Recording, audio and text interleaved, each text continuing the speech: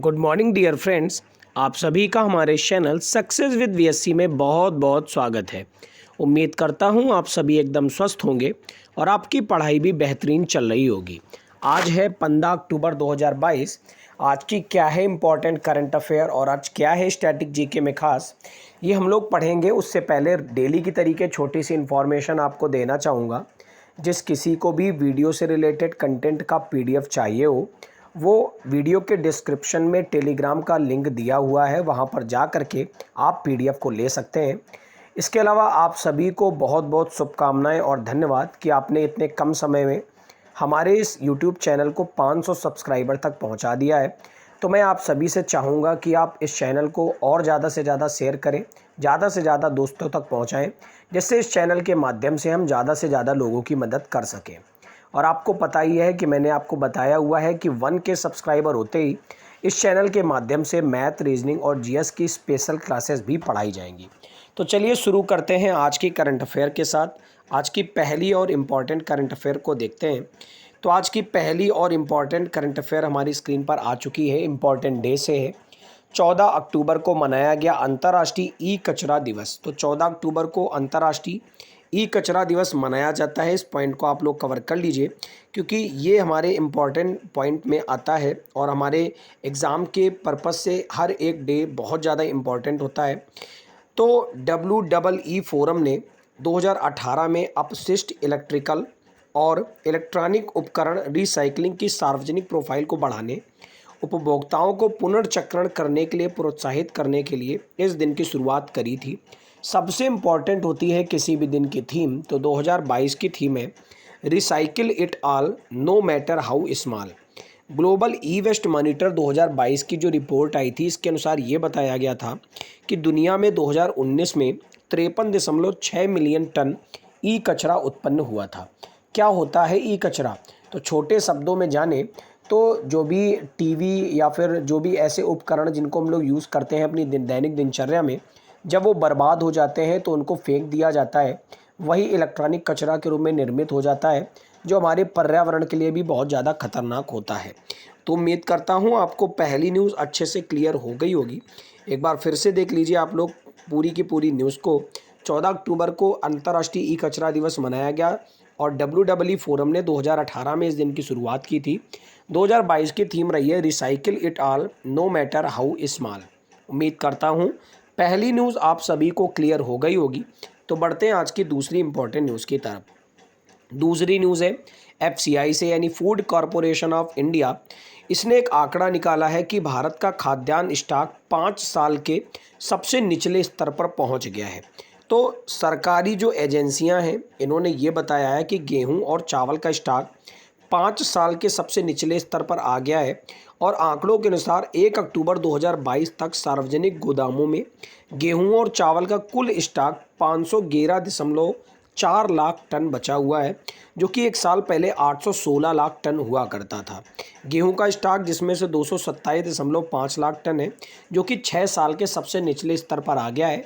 तो important point है, इस टाइप की न्यूज़ आजकल एग्ज़ाम का हिस्सा बनती है, तो आप इसको याद रखिएगा। मेरा एक क्वेश्चन आपसे रहेगा कि फूड कॉरपोरेशन ऑफ इंडिया के वर्तमान में हेड कौन है और आखिर इसकी स्थापना कब हुई थी? आप कमेंट कॉलम में ज़रूर बताएंगे। बढ़ते हैं फिलहाल हम लोग अगली न्यूज़ की तरफ और देखते हैं अगली न्यूज़ क्या है खास। अगली न्यूज़ है एक इंटरनेशनल न्यूज़ से, और ये न्यूज़ है इराक देश के नए राष्ट्रपति चुने गए हैं। इनका नाम है अब्दुल लतीफ़ राशिद। तो इराक की संसद ने पूर्व वहाँ के मंत्री हैं अब्दुल लतीफ़ राशिद, इनको देश का अगला राष्ट्रपति चुना है। इस पॉइंट को याद रखिएगा। राशिद बरहम सालेह के खिलाफ चुनाव को लड़ रहे थे, जहां पर इन्होंने जीत हासिल करी है। बात करें अगर, तो राशिद ने 2003 से 2010 तक जल संसाधन मंत्री के रूप में कार्य किया है और राज्य के प्रमुख सलाहकार भी रहे हैं। बात करें इराक देश की, तो इसकी राजधानी बगदाद है। मेरा क्वेश्चन रहेगा, आपको पता है कि ईरान देश ने भी कुछ साल पहले अपनी नई करेंसी जारी की थी, तो उसकी करेंसी का नाम क्या है? ध्यान से सुन लीजिएगा, मैं ईरान की बात कर रहा हूँ, इराक की बात नहीं कर रहा हूँ, ठीक है? आप कमेंट कॉलम में ज़रूर बताएंगे। बढ़ते हैं फिलहाल हम लोग अगली करंट अफेयर की तरफ और देखते हैं क्या है खास। अगली करंट अफेयर है एक और अपॉइंटमेंट से रिलेटेड, और ये है कुवैत में भारत के नए राजदूत बनाए गए हैं। इनका नाम है आदर्श स्वीका। क्या नाम है? आदर्श स्वीका। तो विदेश मंत्रालय में संयुक्त सचिव डॉक्टर आदर्श स्वीका को कुवैत में भारत का अगला राजदूत नियुक्त किया गया है। बात करें कुवैत में जो अभी तक राजदूत थे, ये थे सीबी जॉर्ज। मैंने कुछ दिन पहले आपको एक वीडियो में पढ़ाया भी थी सारे के सारे राजदूत। तो अभी तक कुवैत देश में थे सीबी जॉर्ज, उनका स्थान लिया है स्वीका कुवैत ने। विदेश मंत्रालय ने निदेशक अवतार सिंह को गिनी गणराज्य में भारत का अगला राजदूत नियुक्त किया है। तो 2 अपॉइंटमेंट यहाँ पर आपको याद रखना है। पहला याद रखना है कुवैत में आदर्श स्वीका को, और गिनी गणराज्य में अवतार सिंह को राजदूत नियुक्त किया गया है। बात करें कुवैत की तो इसकी राजधानी कुवैत सिटी है और गिनी गणराज्य की राजधानी है कोनाक्री। क्या है राजधानी? कोनाक्री। उम्मीद करता हूँ ये पॉइंट भी आपको अच्छे से क्लियर हो गया होगा। बढ़ते हैं एक और इम्पॉर्टेंट न्यूज़ की तरफ, और ये है कि इंडेक्स से असमानता कम करने के मामले में भारत 6 पायदान ऊपर आ गया है और वैश्विक स्तर पर 123वें स्थान पर आ गया है। ये एक रिपोर्ट में बताया गया है और ये रिपोर्ट निकाली गई है ऑक्सफैम इंटरनेशनल द्वारा। याद रखिएगा ये पॉइंट को कि ऑक्सफैम इंटरनेशनल ने एक रिपोर्ट जारी की है जिसमें ये बताया है कि वैश्विक असमानता को कम करने में भारत 6 पायदान ऊपर आ गया है और वैश्विक स्तर पर 123 नंबर पर पहुंच गया है। 161 देशों की रैंकिंग निकाली गई जिसमें भारत को 123वां स्थान प्राप्त हुआ है। बात करें कि इसमें सबसे आगे कौन है, तो सबसे टॉप पर देश है नॉर्वे, उसके बाद जर्मनी और उसके बाद ऑस्ट्रेलिया। मेरा एक क्वेश्चन आपसे रहेगा कि कोई एक नोबेल पुरस्कार है जो नॉर्वे के ओस्लो में दिया जाता है, कौन सा वो नोबेल पुरस्कार है? आप कमेंट कॉलम में बताएंगे और इसके अलावा ये भी बताएंगे कि वो नोबेल पुरस्कार 2022 में किसे दिया गया है उसी क्षेत्र में। ठीक है, उम्मीद करता हूँ आपको पॉइंट क्लियर हो गया होगा। तो एक और इंडेक्स से न्यूज़ है और इंडेक्स है 1970 के बाद से दुनिया भर में वन्यजीव आबादी में 69% की गिरावट आई है। WWF ने रिपोर्ट जारी की है। क्या है WWF? तो world wild life fund. World wild life fund ने लिविंग प्लेनेट रिपोर्ट 2022 के अनुसार ये बताया है कि 1970 से लेकर 2018 के बीच दुनिया भर में वन्यजीव आबादी में 69% की गिरावट आ गई है। अफ्रीका में वन्यजीव की आबादी में 66% और एशिया प्रशांत में 55% की गिरावट आई है।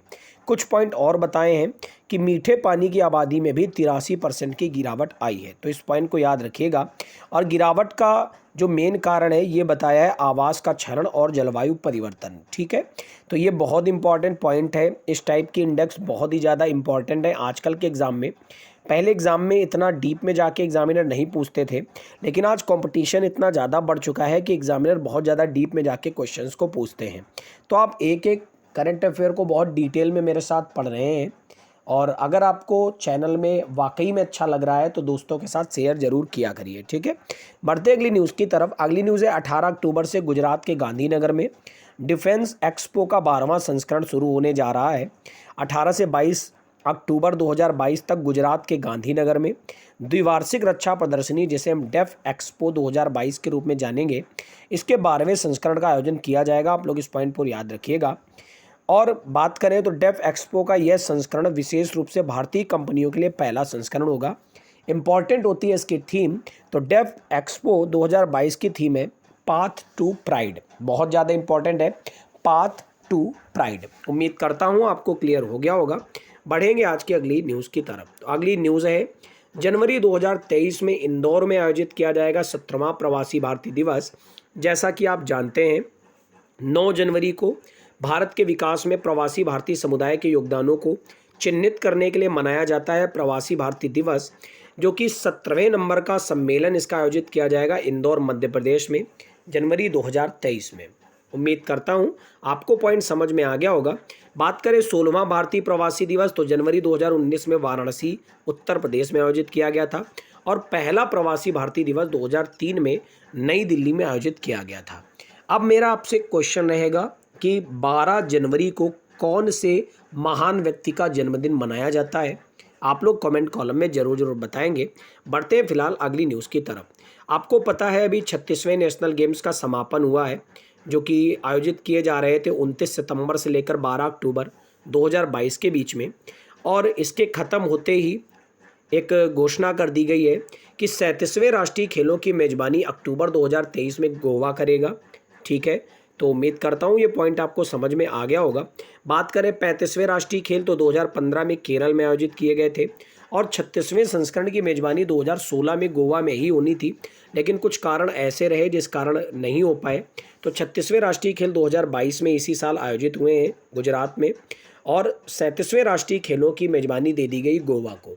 मेरा क्वेश्चन आपसे रहेगा, गोवा में एक पूर्व मुख्यमंत्री थे जो भारत में रक्षा मंत्रालय के पद पर भी रह चुके थे। क्या नाम था उनका? उनकी डेथ हो चुकी है और वो बहुत ही महान व्यक्ति थे, मुख्यमंत्री भी रहे थे गोवा के। उम्मीद करता हूँ आपको समझ में आ गया होगा।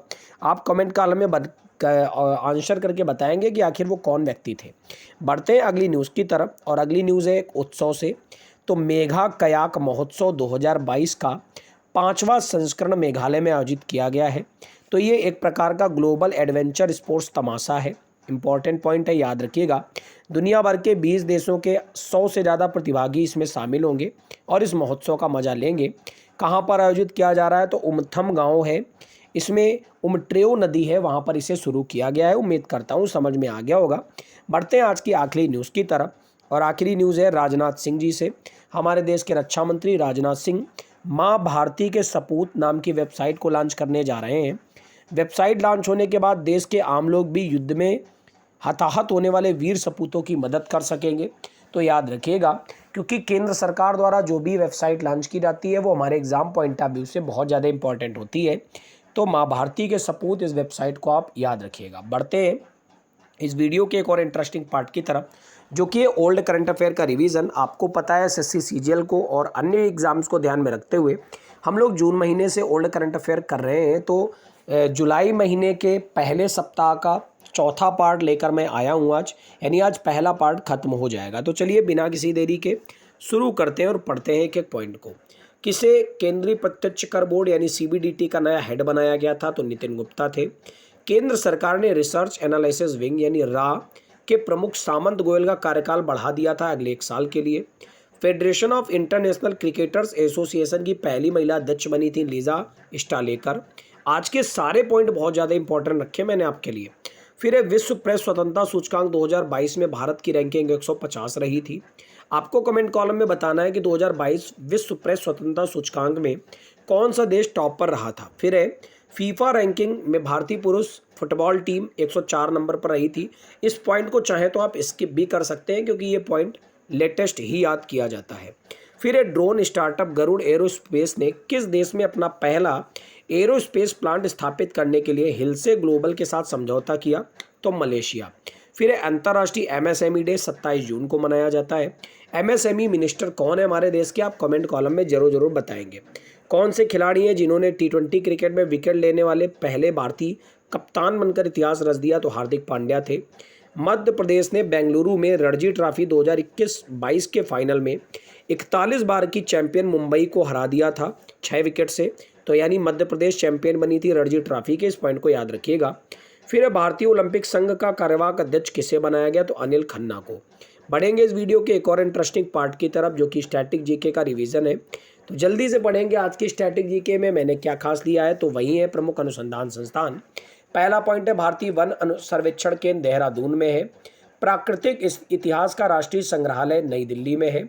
सलीम अली पक्षी विज्ञान और प्राकृतिक इतिहास केंद्र कोयम्बटूर में है। भारतीय वनस्पति सर्वेक्षण कोलकाता में है। भारतीय प्राणी सर्वेक्षण कोलकाता में है। राष्ट्रीय वानिकी अनुसंधान संस्थान झांसी में है। केंद्रीय मरुक्षेत्र अनुसंधान संस्थान जोधपुर में है। भारतीय मौसम विज्ञान संस्थान नई दिल्ली में है। भारतीय मौसम वेधशाला पूना में है। जीवाणु प्रौद्योगिकी संस्थान चंडीगढ़ में है। राष्ट्रीय वनस्पति विज्ञान संस्थान लखनऊ में है और केंद्रीय खनन अनुसंधान केंद्र धनबाद झारखंड में है। उम्मीद करता हूँ सारे पॉइंट आपको समझ में आ गए होंगे। बढ़ेंगे इस वीडियो के सबसे इंटरेस्टिंग पार्ट की तरफ, जो कि है रिवीजन। क्योंकि कुछ लोग ऐसे होते हैं जो वीडियो को पूरा देखना पसंद नहीं करते हैं, तो उनके लिए मैं उनकी मदद के लिए वीडियो को ऐसे बनाता हूँ, लास्ट में रिवीजन करा देता हूँ, जिससे कि अगर वो रिवीजन देखें तो उससे ही उनका भला हो जाना है। ठीक है, तो पहला पॉइंट पढ़ा, 14 अक्टूबर को अंतर्राष्ट्रीय कचरा दिवस मनाया गया। फिर एफसीआई की आंकड़ों के अनुसार भारतीय खाद्यान्न 5 साल के निचले स्तर पर पहुंच गया। इराक के नए राष्ट्रपति बने अब्दुल लतीफ़ राशिद। उसके बाद आदर्श स्विका को कुवैत का नया राजदूत बनाया गया और अवतार सिंह को गिनी गणराज्य का। असमानता कम करने के मामले में भारत 6 पायदान ऊपर आ गया और 123 नंबर पर आ गया। 1970 के बाद दुनिया भर में वन्यजीव आबादी में 69% की गिरावट आई है। गुजरात के गांधीनगर में डिफेंस एक्सपो का 12वां संस्करण आयोजित किया जाएगा। जनवरी 2023 में इंदौर में आयोजित किया जाएगा 17वां भारतीय प्रवासी दिवस। 37वें राष्ट्रीय खेलों की मेजबानी 2023 अक्टूबर में गोवा द्वारा की जाएगी। मेघालय में एक उत्सव मनाया जा रहा है, मेगा कयाक महोत्सव। उसके बाद राजनाथ सिंह जी ने माँ भारती के सपूत वेबसाइट को लॉन्च किया। फिर हम लोगों ने ओल्ड करंट अफेयर करी और उसके बाद स्टैटिक जीके पोर्शन को कवर किया। जो भी बच्चे यूपी पेट की परीक्षा देने जा रहे हैं उनसे मेरा निवेदन रहेगा कि आप लोग जितने भी अभी तक मैंने करंट अफेयर की डेली डोज कराए हैं, हर वीडियो के लास्ट में स्टैटिक जीके के 10 से 12 डेली क्वेश्चन कराए हैं। अगर आप पूरा वीडियो नहीं भी देखते हैं तो इन 10 से 12 इन सारे के सारे वीडियोस के लास्ट में जाकर के 1 मिनट में आप स्टैटिक जीके पोर्शन को ज़रूर कवर कर लें। आप खुद ही बताएंगे जब आप एग्ज़ाम देकर आएंगे कि जीएस में इनसे 1-2 क्वेश्चन ज़रूर फंसे थे। सभी विद्यार्थियों को बहुत बहुत शुभकामनाएं। आज के लिए इतना ही। अगर आपको वीडियो पसंद आया तो दोस्तों के साथ शेयर करें, लाइक करें, सब्सक्राइब करें। आपका दिन मंगलमय हो। Thank you everyone. God bless you all.